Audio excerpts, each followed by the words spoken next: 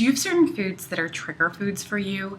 Maybe it's peanut butter or Nutella or chocolate chip cookies or fresh bread, but whenever those foods are in the house, you feel absolutely crazy. In this video, I want to talk about why that is and what you can do about it.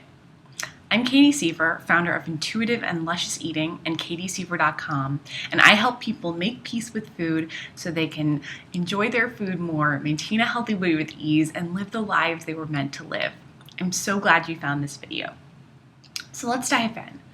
I hear about trigger foods all the time, and frankly, for a long time, I thought I had trigger foods too. Nutella and peanut butter topped my list. I couldn't have them in my house without feeling like I would eat it straight out of the jar and that it would be gone in 2 days, and I would have eaten a whole jar of Nutella in 2 days, which is kind of a disaster.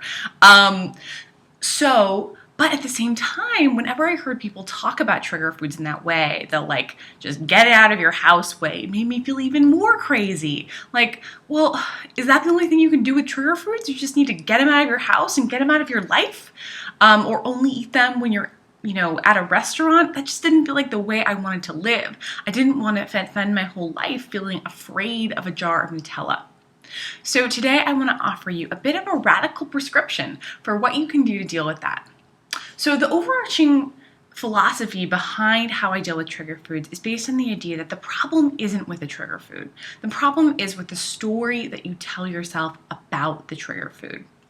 So what I recommend to you and what I recommend to my clients is that you buy a large quantity of the trigger food, more than you can eat in one sitting. Buy yourself a whole pie or a whole cake or a whole big hunkin' jar of Nutella, and you bring it into your house and you promise yourself that you can have it whenever you want, as long as you are hungry. So let's break that down, because there's 2 important pieces there. So let's talk about as long as you're hungry first.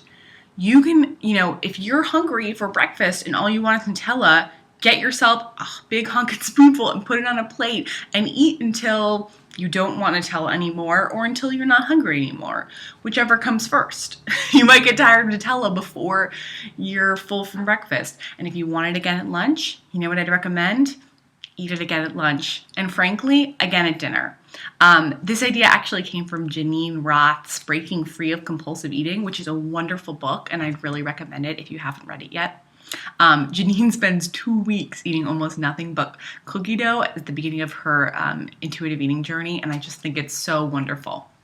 So that's the first piece. You buy the Nutella, you eat it whenever you want it, as long as you're hungry. But that's really important too, because just because the Nutella is in your house, if you're hungry, but if you're not hungry, if you're between meals and you want the Nutella, you have to stop yourself. Not in a mean way, not in a you've been bad way, but just in a well, you're not hungry right now. Can you just wait 2 hours until lunch and then you can have as much Nutella as you want?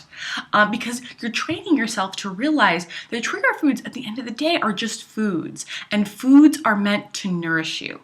They can only solve hunger. They can't solve all of those other problems that you have going on. They can't solve the fact that you feel bored or sad or that you need pleasure in your day. So what you're doing is retraining yourself. You're telling yourself, trigger foods are still foods. Foods can still nourish me. So if I'm hungry and I need nourishment and I want a particular food, why not have the trigger food? If you stop using it in those moments when you aren't hungry, you're not going to have a weight problem. I've done it too. I've persisted on peanut butter cups, which were a trigger food for me for weeks at a time. I would have 2 meals a day of peanut butter cups. And you know what? I lost a little bit of weight because I was only eating the peanut butter cups when I was hungry. I wasn't using it to solve problems that food couldn't solve. So I know this is kind of radical and it might feel kind of scary. And if it does, I would love it if you left me a comment below about what you're afraid about. And I would love to give you some support. If you also feel excited to do this, I would love if you left me a comment below. If you like this content, I have a lot more like it at katieseaver.com. And until next time.